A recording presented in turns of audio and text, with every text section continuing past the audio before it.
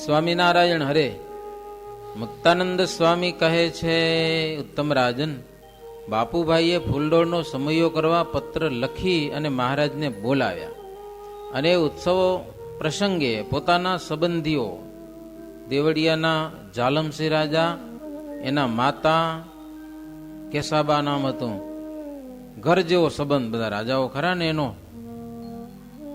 ભુજના રાવ વંશના રાજાના રાણી સત્સંગી હતા.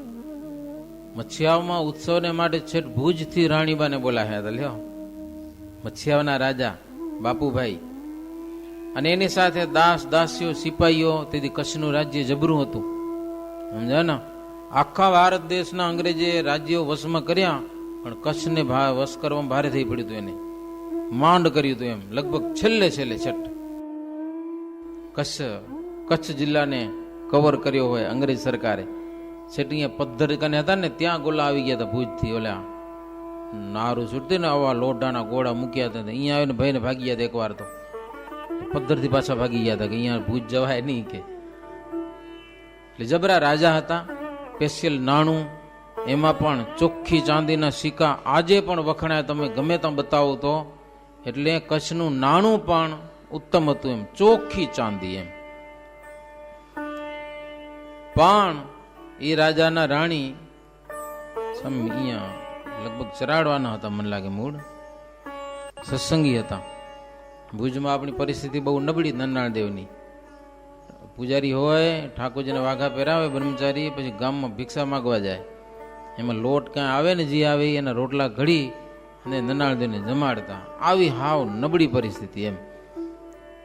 પછી રાજાના રાણી આવ્યા, સત્સંગી હતા, એટલે એને ખબર પડી કે આપણે પાડોશમાં જ સ્વામિનારાયણનું મંદિર નન્નાળ દેવનું. એટલે પછી રાજમાંથી થાળ બંધાવી દીધા. દરરોજ સીધું રાજમાંથી આવી જાય કે ઠાકોરજી માટે તમારે માગવા નહીં જાવું, સીધું પાણી આવી જશે દરબારમાંથી. તેને એ ચાલુ કરાવ્યું.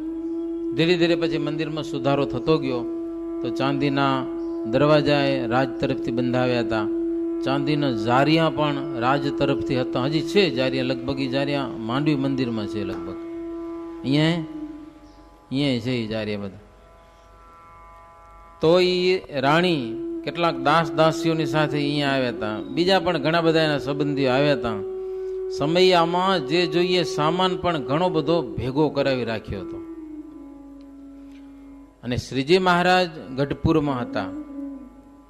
પ્રાગજી પુરાણી પાસે શ્રીમદ ભાગવતની કથા વંચાવતા હતા. શ્રીજી મહારાજની જેટલી મરજી હોય ને એ પ્રમાણે દરરોજ અધ્યાય વાંચતા પ્રાગજી પુરાણી. સંવંત 1861 તાકે વર્ષ में માંડવી પૂરહી વાકે પ્રથમ ભાગવત તાકે જોવું આરંભ કરાય શ્રી હરિ સૌ. પેલું શ્રીજી મહારાજ ભાગવત કથા સાંભળવાનો પ્રારંભ કર્યો હતો માંડવીમાં, તળાવના કિનારા ઉપર, પ્રાગજી પુરાણી પાસે. મહારાજ આવ્યા પહેલા વહેલા ભુજમાં. મહારાજને ઘણા મળ્યા હશે, પણ ભુજનો વક્તા મહારાજને ફાવ્યો. લો, મહારાજને બીજો ક્યાંયનો વક્તા મળ્યો નહીં. ભુજમાંથી પ્રાગજી પુરાણી મળી ગયા. મહારાજને સાથે લઈ લીધા કે અમારા વક્તા. આખી જિંદગી મહારાજને ભેળા રાખ્યા હો પ્રાગજી પુરાણીને. એને સાથે લઈને માંડવી ગયા અને પહેલી વહેલી ભાગવત કથા શરૂ કરી. સર કે તીર આરંભ કરાય સંત જીતને તિહાં બુલાય. 23 વર્ષ તબ હરિતા કી વય હોવન કુ આયે વાકી. મુક્તાનંદ સ્વામી દાદા ખાચરને કે ઉત્તમ, 1861 મહારાજ માંડવી ઉપર આવેલા. પ્રાગજી પુરાણી પાસે શ્રીમદ ભાગવતની શરૂઆત કરાવેલી.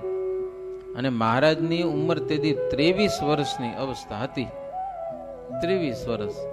ઘનશ્યામ મૂર્તિ અને અત્યંત શોભતા હતા. મુક્તાનંદ સ્વામી કહે ભેગા હોય ને સ્વામી તો એવા મહારાજ શોભતા હતા. 23 વર્ષની ઉંમર, નાની કોમળી કાયા, અને કાનમ દેશના આમોદ ગામના લક્ષ્મી ભટ્ટ નામે હરિભગત, પ્રાગજી પુરાણી નહીં પણ લક્ષ્મીરામભાઈ આમોદના, એની પાસે મહારાજે પેલી વેલી કથા ભાગવતની કરાવી. માંડવી તળાવની પાર ઉપર. અને ત્યાર પછી 1868 નાગડકામાં શ્રીજી મહારાજે ભાગવત વંચાવ્યું સુરાખાચર ને ત્યાં.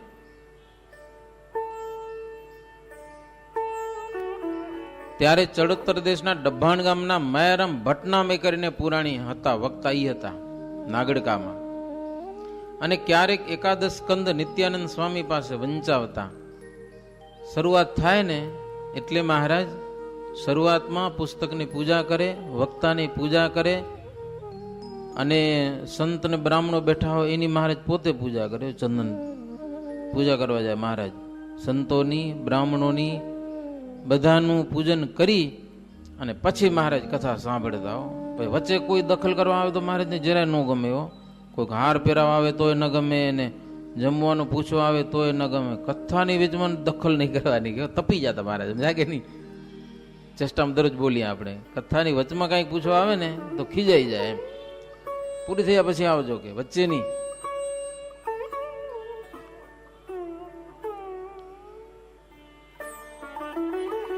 એટલે સંતો હોય કે બ્રહ્મચારીઓ હોય વારે વારે મહારાજની પૂજા કરતા. હર કોઈ મતમાંથી આ વાતને ગ્રહણ કરતા કે પૂજા થવી જોઈએ. અને ગમે તે વાત કરે મહારાજ તો સત્સંગને સમાસ થાય એવી જ મહારાજ વાત કરતા. અને સત્સંગનો સમાસ ન થાય એવી કોઈ વાત હોય ને તરત જતી કરી દેવાની, જોઈએ જ નહીં, વાત જ નહીં કરવાની. હવે મચ્છિયાવથી બાપુભાઈનો પત્ર આવ્યો એટલે શ્રીજી મહારાજ ને સંતો ભક્તો ને બ્રહ્મચારીઓ બધા તૈયાર થયા કે હાલો. બ્રહ્માનંદ સ્વામી અને ભણનારા સંતો બધા ગઢપુરમાં હતા, એને પણ સાથે લીધા મહારાજ કે હાલો મચ્છિયાવ. મચ્છિયાવની તેલી જાવ જલાલી હશે. હો બાપુ દરબારનો સત્સંગ જબરો, ફઈબા પણ પ્રેમનો કોઈ પાર નહીં. હે સાધુને વિશે ને ભક્તોને વિશે ને મહારાજમાં ને બહુ પ્રેમ. એટલે મહારાજ ભણનારા વિદ્યાર્થી સંતોને પણ બધાને સાથે લીધા, કાઠી હરિભક્તોને પણ લીધા. બધા પોતપોતાના ઘોડા લઈ અને નીકળ્યા છે.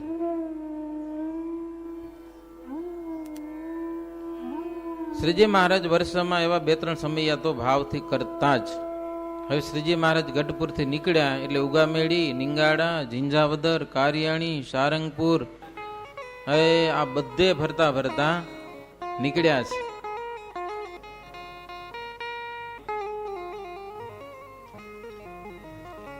आप आपके नाम ही ताके अड़धे रूपिये लिख दीने वाके श्री हरि आप आपके हिता कबहु न याचे धन निमित्ता.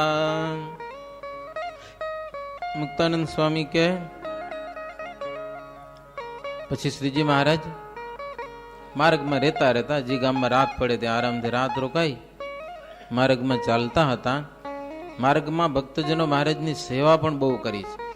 બીજી એક વાત મુક્તાનંદ સ્વામી યાદ આવે અને તરત વાત કરવાની. મુક્તાનંદ સ્વામી કે ઉત્તમ રાજન ધર્મવંશી આચાર્ય જ્યારથી માન્ય કર્યા ને ત્યારથી ગામ ગામના હરિભક્તોએ પોતાનું નામ લખાવી અને દર વર્ષે અડધો રૂપિયો આપવાનું નક્કી કર્યું. એ શરૂ કરી દીધો હતો મહારાજની આજ્ઞાથી. પોતાની કમાણીમાંથી આપણા ગુરુ કહેવાય સંપ્રદાયના આચાર્ય પોતાના દેશ વિભાગમાં આવે એને અડધો રૂપિયો અર્પણ કરવો. શરૂઆતથી અડધો, પછી વળી પોણો થયો તો મને યાદ હે, પોણો રૂપિયો થયો તો મને યાદ હે, પછી રૂપિયો થયો. કંઠીના ભાવ બહુ વધતા ગયા સમજ્યા ને.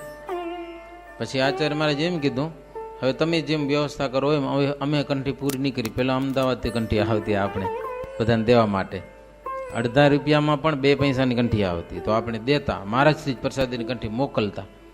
પછી કંઠી મહારાજશ્રી બંધ કરી કે હવે અમારું મોંઘું પડે કે લ્યો કંઠી રૂપિયાથી વધી જાય અને આપણે અડધો રૂપિયો દઈએ તો વાત સાચી નહીં, તો પછી ખોટનો ધંધો થાય નહીં. કંઠીની વ્યવસ્થા આપણે કરી. હવે હવે તો વાત જવા દો. હવે આપણે કંઈક 2 રૂપિયા અત્યારે રાખ્યા છે, મહારાજશ્રીને 2 રૂપિયા પહોંચતા કરવાના, કંઠીની વ્યવસ્થા આપણે કરવાની.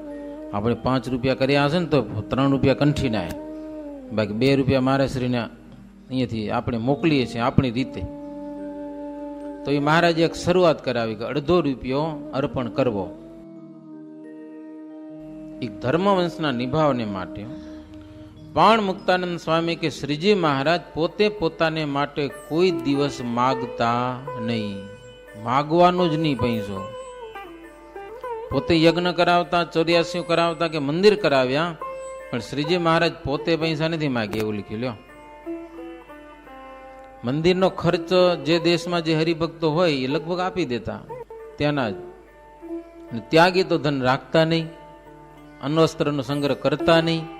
ત્યાગી સંતો કેવળ કથા વાર્તાનો સંગ્રહ કરતા એવું લખ્યું એમાં, બીજો નહીં. કથા વાર્તાનો સંગ્રહ એ કરવાનું, નવી નવી વાતો શીખી લેવાની, એ બધો સંગ્રહ ખરો. શ્રીજી મહારાજ કારિયાણીથી જમી અને પછી ત્યાંથી ચાલ્યા, બપોરે સારંગપુરમાં જમ્યા. ત્યાંથી કોઈ પ્રભુ ચાલતા ચાલતા સુંદરિયાણામાં આવ્યા છે, ત્યાં પણ ભોજન કર્યું છે. અણિયાળીમાં રાત રહ્યા. ત્યાંના હરિભક્તો લાખાજી વગેરે સેવા બહુ સારી કરી. સવારમાં ઠંડી બહુ પડી, એ ઠંડા પાણી બધા નાહ્યા. હો, ટાઢ બહુ હતી. ત્યાંથી શિયાળ અને ત્યાં મધુ નામે એક વણિક ઘી લઈ આવ્યા, હો, પાત્ર ભરીને. અને મહારાજની વિનંતી કરી કે તમે સંતો અને હરિભક્તો ભેળા લઈને તમે કોઈ દી આવ્યા નથી અમારે ત્યાં, આજે સ્વેચ્છાએ પ્રભુ આપ પધાર્યા છો, તો આ વખતે મારો મનોરથ પૂર્ણ કરો. ભાવથી પ્રભુ તમે જમો. ઘી ભેગું કર્યું હશે ભાવથી. મહારાજ કે કઈ વાંધો નહીં. પછી શ્રીજી મહારાજે સંઘમાં સાદ પાડીને કીધું કે જો મધુનો ભાવ છે એ પ્રમાણે અમારી આજ્ઞાથી તમે ભાવ પૂરો કરો. વધુમાં વધુ જે ઘી જમી શકે એ અમારે ભેગા હાલો કે લ્યો, ઘી ખાય ઈ. મધુનો ભાવ પૂરો કરવો છે એટલે મહારાજ કે ઘી ખાવું પડશે. અમે જેટલું આપીએ ને ના નહીં પાડવાની. મધુનો ભાવ જ એવો છે મહારાજ કે મધુ એક હરિભગત હશે નામ. ઠંડી ઘણી હતી એટલે ઘી એમ ચોકીમાં ભરી અને ચોસલા પારી નાખ્યા હતા. ડાયરેક્ટ ઘી જ ખરાવાનું, એમ બીજું હવે શું બનાવવાનું. જેને થીના ઘી ઉપર રુચિ હોય ને એ આજે છૂટથી જમો કે ન હો ત્યારે ન માગું. આજે તો છે મહારાજ કે હરી ઈચ્છા હે ઘી જમો. સરસ મજાના બરફી જેવા ઘીના ચોસલા કરી રાખ્યા છે. પછી તો શ્રીહરિની આજ્ઞાથી સંતો, બ્રહ્મચારીઓ, હરિભક્તો, પાર્ષદો બધા પંગતમાં બેહી ગયા અને મહારાજ ઘીના ચોસલા જમાડ્યો. ડાયરેક્ટ થીજેલું ઘી. પછી તો જમ્યા. હો, બરાબર જમ્યા. મહારાજ જમાડે પછી શું વાંધો, ભાઈ શરીરની કોઈ ભાન ન રાખતા, જી થવું થઈ જાય. શરીરનું જી થવું થાય. મહારાજ દે ત્યાં સુધી ના જ ન પાડવાની, એટલો તો મહિમા મહારાજનો. એમ કરતા કરતા ભાવે એટલું ઘી જમ્યા. હો, એમ કરતા કરતા રાત્રે મોડું થઈ ગયું. હવે ખાલી ઘીમાં શું, આ બાજુ મહારાજ ઘી જમાડવાનું શરૂ કર્યું. ઓલા હરિભગત ને ભાવ તે સુખડી બનાવવાની ચાલુ કરી. ત્યાંની કોર બધા મહારાજ ઘણી વાર સુધી ઘી જમાડ્યું, સુખડી તૈયાર થઈ ગઈ. પછી મહારાજ કે ઘી નકમું બાજ છે, હવે સુખડી ખાઓ કે લ્યો. ઘી ઉપર મહારાજ સુખડી જમાડી બધાને. હવે મુક્તાનંદ સ્વામી કે જમવામાં જેને વિચાર ન રાખ્યો ને એ જમતા જમતા મૂર્છા ખાઈને પડી ગયા કેટલાક. તો ઘી માય કેટલું મેળ ન પડ્યો. માય ખાતા ખાતા મૂર્છા આવી ગઈ. આવી તકલીફ થઈ. પછી મહારાજ કે આ મરી જશે કાંઈ, કે ઘણું ઘી ખાઈ ગયા, કે હવે કાંઈ કરો. ને તો તાત્કાલિક શ્રીજી મહારાજ ગરમ પાણી મગાવ્યું, એમાં થોડુંક મીઠું નાખ્યું. ગરમ પાણી, મીઠા વાળું ગરમ પાણી પાઈ અને મહારાજ એને ઉલટી કરાવી, જીવ બચાવ્યા. એને લખ્યું ઉલટી કરાવી અને જીવ બચાવ્યા, નહીતર ગુજરી ગયા. લ્યો, જીવતા રાખ્યા પછી મહારાજ. પછી સવારે નાવા ગયા તળાવમાં, તો એવી ટાઢ ઉપર ઉપર પાણી જામી ગયું. લ્યો, જામી ગયેલા પાણીમાં નાવું કડકડતી ઠંડીમાં. આપણે તો સાદા પાણીમાં નથી નાતા, હો, ગરમ પાણી જોઈએ. એવા પાણીમાં નાયા. કેમ નાયા હશે કયો? પછી સ્નાન કરી મહારાજ શણગાર ધારણ કર્યા, વસ્ત્રો પહેર્યા, સરસ મજાનો કિનખાબનો સુરવાડ અને ડગલી પહેર્યા, માથે પાઘ હતી અને બુરાનપુરી કસુંબી રેંટો ધાર્યો હતો. એવા શ્રીજી મહારાજ ત્યાંથી ચાલ્યા એટલે દદુકા પધાર્યા. દદુકાની બાજુમાં જ પછી ત્યાંથી પ્રભુ મચ્છિયાઓ પધાર્યા છે. મચ્છિયાઓમાં બાપુભાઈને ખબર પડી એટલે સરસ મજાની સવારી તૈયાર કરી, નોબત, ડંકા, નિશાન વગેરે વાજિંત્રો લઈ સન્મુખ આવ્યા છે. શ્રીજી મહારાજને ભેટ્યા, એ દંડોત પ્રણામ કર્યા, ભાવથી મળ્યા, બંદૂકો ફૂટી, શ્રીહરિને પગે લાગી પૂજા કરી, સ્તુતિ કરી, સંતોનો પણ મહિમા કહ્યો. અને શ્રીજી મહારાજે તેને ધન્યભાગી કહી અને સત્સંગના પ્રસંગથી કૃતાર્થપણું સમજાવ્યું બધાને. સત્સંગનો પ્રસંગ થયો એટલે તમે કૃતાર્થ થઈ ગયા છો. અને મહારાજે કહ્યું, ભગવાન કે શરણ બિનહી મોટપ મિલે અપાર, રહત તો તુચ્છ મતી તેહી સંત કરત પુકાર. એક આંક બિનહી જોજન શૂન્ય ही करही अपार, शून्य ही शून्य रहत तेही शरण बिन यह प्रकार. ભગવાનના શરણ વિના ગમે એવી મોટાઈ મળી હોય ને જીવને આ લોકની, ગમે એ વિષયમાં, કોઈક પંડિત થઈ ગયો હોય, કોઈક મોટો રાજકારણી થઈ ગયો હોય, કોઈક મહાવિદ્વાન થઈ ગયો હોય, કોઈક મોટા પૈસાવાળો થઈ ગયો હોય, ગમે તેવી મોટાઈ, પણ એકડા વિનાના મીંડા જેવી છે એ મોટાઈ. જો ભગવાન નથી મળ્યા તો હાવ નક્કમી મોટાઈ લ્યો. અને કેવી મોટાઈ છે? મહારાજ હરિભક્તોને કે હજી આમાં આવ્યા છો ગામની પાદર, મહારાજની ઈચ્છા ત્યારે વાતો કરો મંડી જ પડે, પછી બીજું જોવે નહીં. અત્યારે વાજિંત્રો બંધ કરો ને વાત સાંભળી લો, પછી આપણે હાલવાનું. ભેટો થયો, સન્માન થયો, કુશળ સમાચાર પૂછ્યા, બાતમાં ઘાલીને મળ્યા મહારાજ, વાત કરવા મંડી પડ્યા લ્યો મહારાજ. મહારાજ કે ભગવાન વિનાની મોટપ કેવી? ફાવે તેવી રૂપવાન કન્યા હોય, કુળવાન સ્ત્રી હોય, પણ પતિ વિનાની હોય તો એ કોની સ્ત્રી કહેવાય? ગયો ધણી ન હોય તો કોની ઘરવાળી છે? તમે શું કહો એને? ગમે એ કુળવાન હોય, ગમે એ રૂપવાન હોય, ગમે એ હોશિયાર હોય, ચતુર હોય, પણ જેનો ધણી નથી એને કોની સ્ત્રી કહેવાય? એમ શ્રીહરિના શરણ વિના ફાવે તેવી મોટાઈ હોય ને તો કેને જેવી કહેવાય? ધણી વિનાની નારી જેવી. સમજણ પડે કથામાં? હે આવી બધી મહારાજ વાત કરી. પછી કે હવે હાલો, શ્રીહરિ સોનેરી છત્ર સહિત અશ્વ ઉપર બિરાજમાન થયા છે. વાજતે ગાજતે નીકળ્યા. ભાવ જબરો મચ્છિયાઓના ભક્તોને, બજારો છંટાવી છે, અત્તર છટાવ્યા છે, માંગલિક સાજ બધો તૈયાર કરેલો છે, સોનાના કુંભ ઘડા ઠેક ઠેકાણે રાખ્યા છે, ધજા પતાકાઓ બાંધ્યા છે. આખા ગામમાં ધૂપનો સુગંધ કર્યો. વિચાર કરો તમે, આખા ગામમાં ઠેક ઠેકાણે અગરબત્તીઓ કરી હતી. આખા ગામમાં ધૂપનો સરસ મજાનો સુગંધ છાઈ રહ્યો હતો. બંને બાજુ બજારમાં લોકો ભીડ બંધ ઉભા હતા, મહારાજને વધાવતા હતા. સ્ત્રીઓ ફૂલ અને મોતીથી વધાવતી હતી અને પુરુષો મહારાજને હાર પહેરાવી શ્રીફળ મૂકી અને પગે લાગતા હતા. અપાર ગુલાલ ઉડતો હતો. ગુલાલ ઉડાડવામાં બહુ મજા. હજી ક્યાંક જગતમાં ઉડાડે છે, પણ આપણે ઓછો કરી નાખ્યો. હવે શ્રીજી મહારાજ ફૂલથી ગરકાવ થઈ ગયા હતા. ઘોડો થનક થનક ઝાંઝરના શબ્દે નાચતો હતો. એમ વાજતે ગાજતે જ્યાં ઉતારાનું નિયત ઠેકાણું હતું ત્યાં પધાર્યા છે. મહારાજને સારો ઉતારો આપ્યો. સંતોને પણ સરસ મજાનો ઘાસનો મંડપ કરાવી રાખ્યો હતો, ત્યાં સંતો ઉતર્યા છે. શ્રીજી મહારાજને સારા મકાનમાં ઉતારો આપ્યો છે. પછી મહારાજપુરમાં એક ચોક હતો, વડ અને લીમડાની છાયા, એના નીચે શ્રીજી મહારાજ સભા ભરી છે. અને દેશકાળ પ્રમાણે સત્સંગ સંબંધી શ્રીજી મહારાજ વાતો કરતા. આમ ગંગાનો પ્રવાહ છૂટે ને એમ અદભુત મહારાજ વાતો કરતા. મહારાજ જ્યારે જ્યારે વાતો કરતા ને, અલગ અલગ રહસ્ય સમાયેલું હોય વાતમાં, પણ જેવી જેની બુદ્ધિ એ પ્રમાણે મહારાજની વાતને સમજી શકતા. બાળ બુદ્ધિવાળા હોય એ મહારાજની વાત કાંઈ સમજી શકતા પણ નહીં. એમ કરતા કરતા દોઢ પોર રાત્રિ જતા હોળીના પદ ગવડાવ્યા છે મહારાજ. પછી પ્રભુ પોઢવા ગયા. એકાદશીને દિવસે સવારમાં હિમ બહુ પડ્યો. હિમ પેલા હિમ પડતા, હવે તો હિમ લગભગ પડતો નથી. પડે બહુ ઓછો પડતો હશે હવે, ક્યારેક ક્યાંક હિમ પડે એટલે કરા નહીં. હિમ એટલે ટાઢ પડે. ટાઢ એવી પડે કે મોલ હોય ને એની હવા જ હોય, હવા હાલી જાય એટલે મોલ હુકાતો જાય. આમ ચચડાટ થતી જાય, ચચડાટ, માના આંગળ હુકાઈ જાય એવી ભયંકર ઠંડી હોય છે. એને હિમ કહેવાય. હવે નથી પડતો હિમ એટલે બરફ અર્થ થાય એનો. આ હિમ જુદો.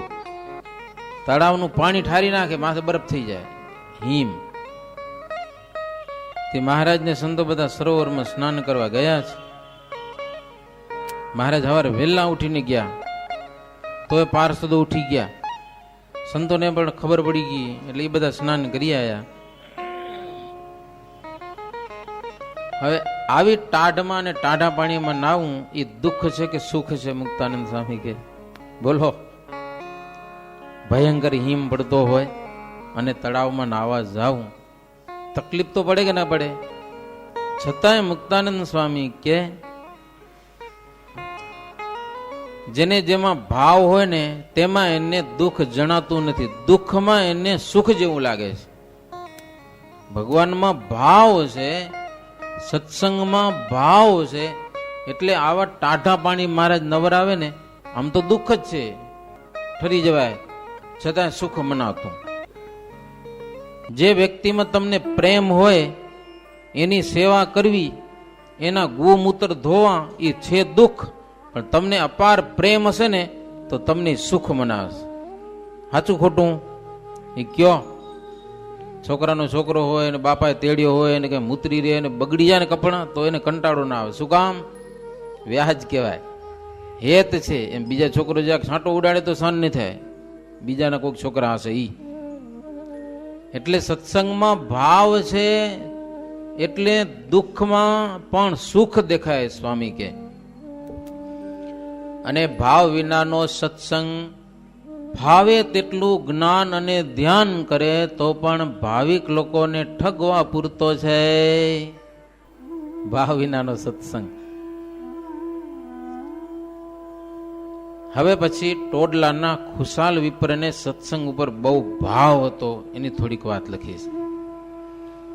સત્સંગ સમ સુખ દેખત ન કે હા, ब्रह्मांड में जितने सुख ही ते हा, सत्संग बिना रहे सुख जितना, काक विष्टाशम देखत तितना.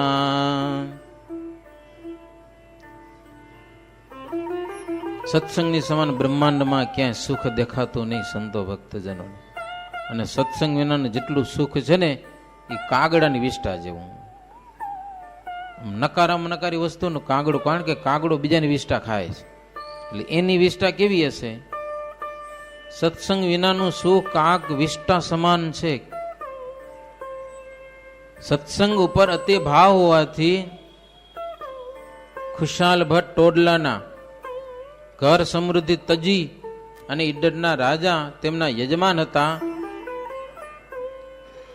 પોતે ઘર સમૃદ્ધિ તજી દીધી, છોડ્યું ઘર. તો ઈડરના રાજા હતા, એના યજમાન બન્યા, તો ઉલટાનું ધન અને વાહન ઘણું બધું આવ્યું. છોડવાથી આવે ઘણું પાછું, છૂટી હકતું નથી. જેમ તમે તજો ને એમ ઘણું આવે. અને ઘર સમૃદ્ધિ છોડી તો રાજા તરફથી ડગલા મળી ગયા, બધા વાહન ને હાથ રથ ને ઘોડા ને આવું મળ્યું. પણ જ્યોતિષ ગ્રંથમાં પોતે બૃહસ્પતિ જેવા હતા, પુરાણમાં સુખદેવજી જેવા વક્તા હતા. સંતના બધા લક્ષણ સેજે ખુશાલ ભટ્ટમાં હતા, છતાં પણ એને છક નતું જરાય. જરાકમાં હો ને કડાબાડા તો એને છક આવી જાય માણસનું, કેવો છો એને કાંઈ નતું પાછું. બધી યોગ કળાના જાણકાર હતા. અને એ મહારાજ પાસે આવ્યા. પાત્ર દેખીને શ્રીહરિ ખુશાલ વિપ્રને સંતના સર્વોપરી ગુણ આપ્યા. ભગવાન બધાને ગુણ નથી આપતા, સંતના સર્વોપરી ગુણો ખુશાલ ભટ્ટને આપ્યા. પછી તો સત્સંગમાં રહ્યા ઘણો ટાઈમ સુધી. એ ભટ્ટ તરીકે પણ હતા. શ્રીહરિ તેમની સલાહ પ્રમાણે કામ કરતા. લ્યો, ખુશાલ ભટ્ટને પૂછીને કામ કરતા. અને શ્રીજી મહારાજ તેમને પોતાનું સામર્થ્ય પણ દેખાડતા. અને જેમ જેમ મહારાજમાં કંઈક સામર્થ્ય જોતા ગયા ખુશાલ ભટ્ટ, એમ મહારાજમાં એને ભાવ વધતો જ ગયો. જેમ જેમ ભાવ વધતો ગયો, સામર્થ્ય વધતી ગઈ, એમ સંત અને હરિભગત હું દાસ છું એમ પાછું એ વધતું ગયું. પાછું સામર્થ્ય જેમ વધી ને એમ દાસ ભાવ વધ્યો સંતો અને હરિભક્તો પ્રત્યે. એવું માનતા ખુશાલ ભટ્ટ. જેને ભગવાનનો ડર ન હોય ને એ તો પોતાને મોટો માનીને ભગવાન થઈને બે, સમજા ને. થોડીક સામર્થ્ય મળી જાય ને ભગવાન થઈ જાય. સત્સંગમાં ઘણા બધા દાખલા છે. થોડીક સામર્થ્ય આપી તો મહારાજને સામે ચડી બેઠા. લ્યો, મહારાજે સામર્થ્ય આપી અને એની સામે ત્યાર મિયાજી હતા ને, થોડીક સામર્થ્ય આપી તો કે સજાનંદ સ્વામી સમાધિ કરે તો હું એ કરું કે લો, લોકોને કે દેખો મેરી દાઢી સમાજ થાય. પેલા ગઢપુર આવીને જોર કર્યું બધા ગામ બજારમાં કે હરિભક્તો કે મહારાજ ઓલાને અપચો થઈ ગયો, તમે સામર્થ્ય આપીને સભામાં. મહારાજ કે વાંધો નહીં, કે રાત્રે ફીસ કાઢી લેશું. કે લ્યો, રાત્રે કરીને અંધારું, સવાર ઉઠીને કે દેખો મેરી દાઢી સમાધિ થાય. કે મિયાજીની દાઢી જ રહી, કાંઈ નતું. થોડીક સામર્થ્ય આવી જાય તો માણસ પોતાને ભગવાન થવા માની લે છે. અને માને કરીને સંત હરિભક્તોનો અપરાધ કરી પણ બેસે છે. કાંઈક શક્તિ મળે એટલે પોતાને માન આવી જાય, અને માનમાં મહારાજના સંતો કે હરિભક્તોનો અપરાધ જો કર્યો, ખલાસ. સામર્થ્યની બાજુમાં રહે, ભગવાનના ભક્તો કે સંતોનો અપરાધ થઈ ગયો તો કામ બગડી પડ્યો, જિંદગી ફેલ. મહારાજ કે અર્જુન બહુ સમર્થ હતા, સમજે ને. અર્જુન અને નરનો અવતાર હતા, અને શ્રી કૃષ્ણ ભગવાનને નારાયણ જાણતા હતા, ભગવાન જાણતા હતા અર્જુન. છતાં એકવાર એને તકલીફ થઈ. શું તકલીફ થઈ ખબર? દ્વારિકામાં અર્જુન ગયા હતા અને ત્યાં એક બ્રાહ્મણના છોકરા મરી જતા હતા, ખબર હે ને, ભાગવતમાં કથા છે. પછી બ્રાહ્મણ રાજ દરબારમાં આવીને પોકાર કરે કે મારી કોઈ સંતતિનું રક્ષણ કરતું નથી. કે તો ત્યાં અર્જુન આવ્યા હશે, દરવાજે બેઠો બેઠો પોકાર કરતો હતો. ભગવાન અંદર બેઠા, સાંભળતા નતા કોઈ. એટલે અર્જુનને દયા આવી થોડી. કેમ કે તારી સંતતિનું હું રક્ષણ કરીશ. બ્રાહ્મણ કે તું તો નપુંસક છે, કે તો શું રક્ષણ કરે? કૃષ્ણ જેવા રક્ષણ ન કરી શકે, પછી પ્રદ્યુમ્ન જેવા રક્ષણ ન કરી શકે, બલરામ જેવા આવા મોટા મોટા બેઠા છે, મારી સંતતિનું રક્ષણ ન કરે તો તું શું રક્ષણ કરે? તો અર્જુનને શું કીધું ખબર હે? કે નાહમ કૃષ્ણ નાહમ પદ્યુમ્ન કે સંકર્ષણ, હું તો ગાંડીવ ધનુર્ધારી અર્જુન. આવો પાવર આવી ગયો લ્યા અર્જુનને. ભગવાનનો ભગત હતો, પણ મહારાજ કે એકવાર પાવર આવ્યો પછી બ્રાહ્મણની સંતતિ રક્ષણ કરવાની કોશિશ બહુ કર્યો.